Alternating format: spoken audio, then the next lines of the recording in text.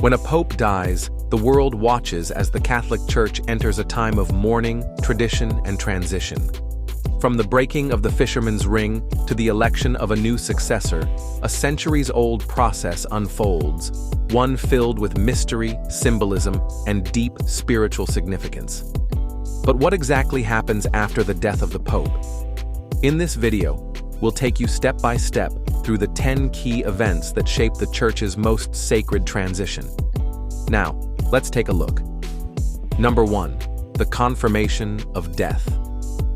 The process starts with the Camerlengo. This is a high-ranking Vatican official responsible for managing the affairs of the Church between the death of a pope and the election of a new one. Traditionally, the Camerlengo approaches the deceased pope and calls him by his baptismal name 3 times. If there is no response, the pope is officially declared dead. Historically, the Camerlengo would tap the pope's forehead 3 times with a small silver hammer while calling his name.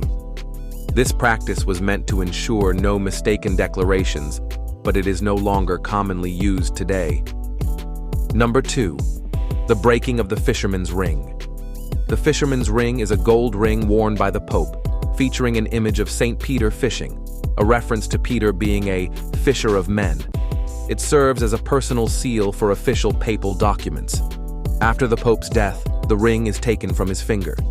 The Camerlengo presents the ring to the College of Cardinals, and it is scratched with a special tool or broken to ensure it can no longer be used.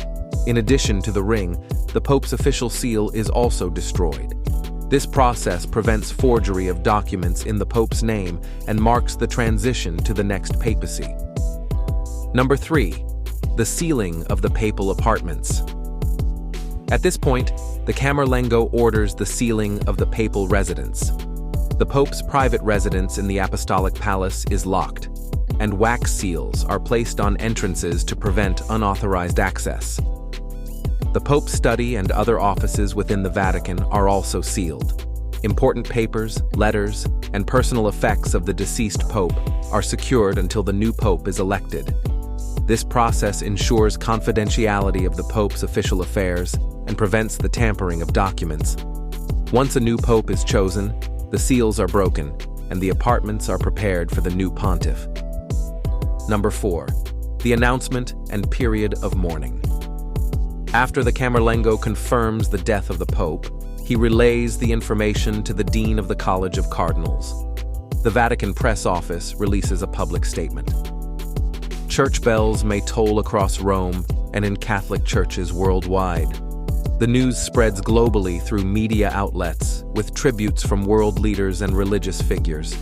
The Church observes 9 days of mourning, known as Novem Diales, during which special prayers and masses are offered for the deceased Pope. Number 5. Lying in state. After a Pope dies, his body is placed on public display for the faithful to pay their respects in a solemn tradition known as lying in state. The Pope's body is washed, anointed, and dressed in traditional papal vestments.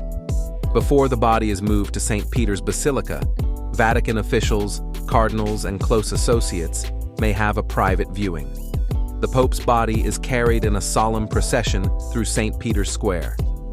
The College of Cardinals, clergy, and Swiss guards escort him, while bells toll across Rome.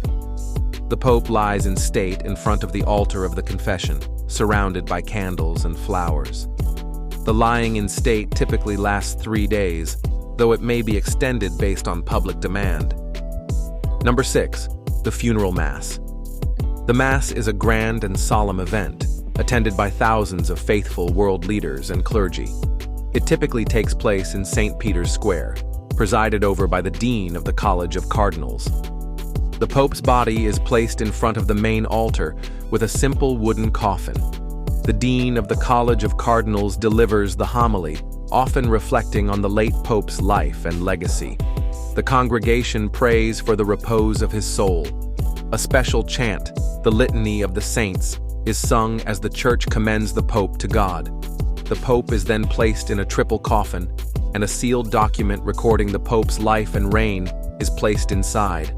The coffin will then be buried at the place of choosing of the deceased pontiff. Number 7. sede vacante. This part of the process ensures that the church can be properly managed, absent a pope. During this period, the Camerlengo manages day-to-day affairs, ensuring the proper functioning of the church while ensuring that no significant decisions are made about doctrine, church appointments, or changes in papal policies. The period lasts until a new pope is elected, which usually happens within 15 to 20 days after the pope's death. Number 8. The calling of the conclave. The dean of the College of Cardinals calls for the conclave after the mourning period has concluded. The cardinals from around the world are summoned to Rome. Before entering the conclave, cardinals gather for a series of pre-conclave meetings. These are not yet part of the secret voting process, but they serve to set the voting procedures for the conclave. If cardinals are physically unable to make it to Rome within the required time frame, they are simply excluded from the conclave. There are no proxies allowed. Cardinals must be physically present to cast their votes. They cannot send representatives in their place. Number 9. The conclave begins. The cardinals enter the Sistine Chapel and take an oath of secrecy. This oath ensures that all information about the election, the candidates, and discussions during the conclave is kept confidential. The doors of the Sistine Chapel are locked to ensure no one can enter or leave during the election process. The Camerlengo announces the beginning of the conclave. Each cardinal receives a ballot and votes in secret. A cardinal must write the name of the person they believe should be pope on the ballot.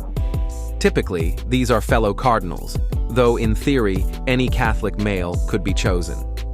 Voting usually takes place in multiple rounds per day. Each round begins with a prayer, and the ballots are then collected and counted. A 2/3 majority is required for a pope to be elected.